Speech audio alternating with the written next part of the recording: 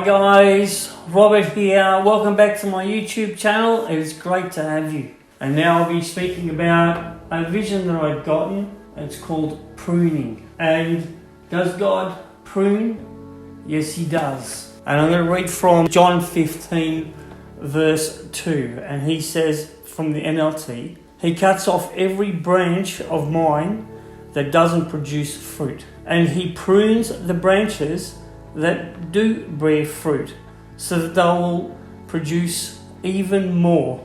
When I had this picture, and I remember these, because the Lord prunes our lives, you could almost compare it to testing.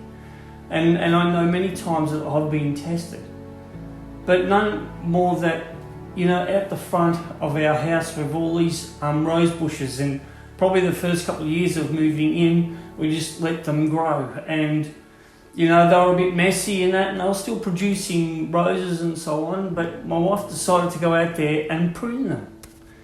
And I thought, well, they don't look too bad now, but my wife went out and pruned them, and I couldn't believe how abundantly more roses and how beautiful and stunning they started looking. And, before I didn't notice, but I started realizing, wow, I was amazed at the difference. And I'm guessing it's the same with us, we go through trials and testings, and sometimes we call it persecution and so on. I've spoken about this before. But I remember a time when, I was having troubles with my boss, and I was giving him a piece of my mind, and the Lord had told me when I hopped in the car, He didn't like the way I talked to my boss. And I thought, but you heard him, he was carrying on, and the Lord said, I don't care. He's in authority over you. And I said to the Lord, all right, I'll do whatever He says, but I'll do it for you. And the Lord said, good enough. Now the thing was, I had been a Christian for probably many years already, born again. But there was a guy that came to me probably not after 12 months. And he said, I've noticed a major shift in your life within the last 12 months of your life. Can you please tell me what happened? And I thought, I couldn't at that time remember. And I remember asking the Lord on my way home, I said, Lord, what happened in the last 12 months that was so different?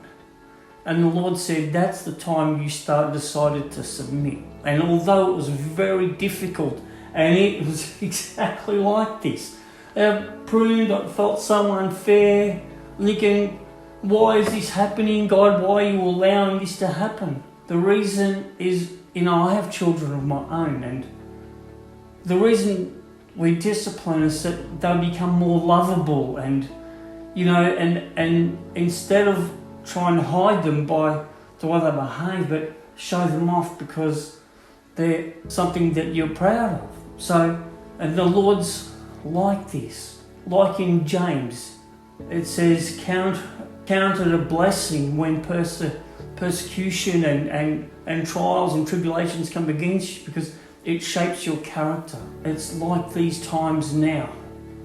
Everyone's listening to all sorts of things. We don't know what to believe. But the one thing we can be sure is, when we go back to the Bible and behave how we're meant to be behaving in Christ. And Christ is with you through this journey. And you're walking together. Don't forget, He's made a way for you through this time. As we all know, we're all made for such a time as this. So we need to submit. If we can't submit, we're not even submitting to the Lord. So I hope this helps you. And thank you for listening. Please like and subscribe. And if it's helped you, please leave a message. See you on the next one. Bye.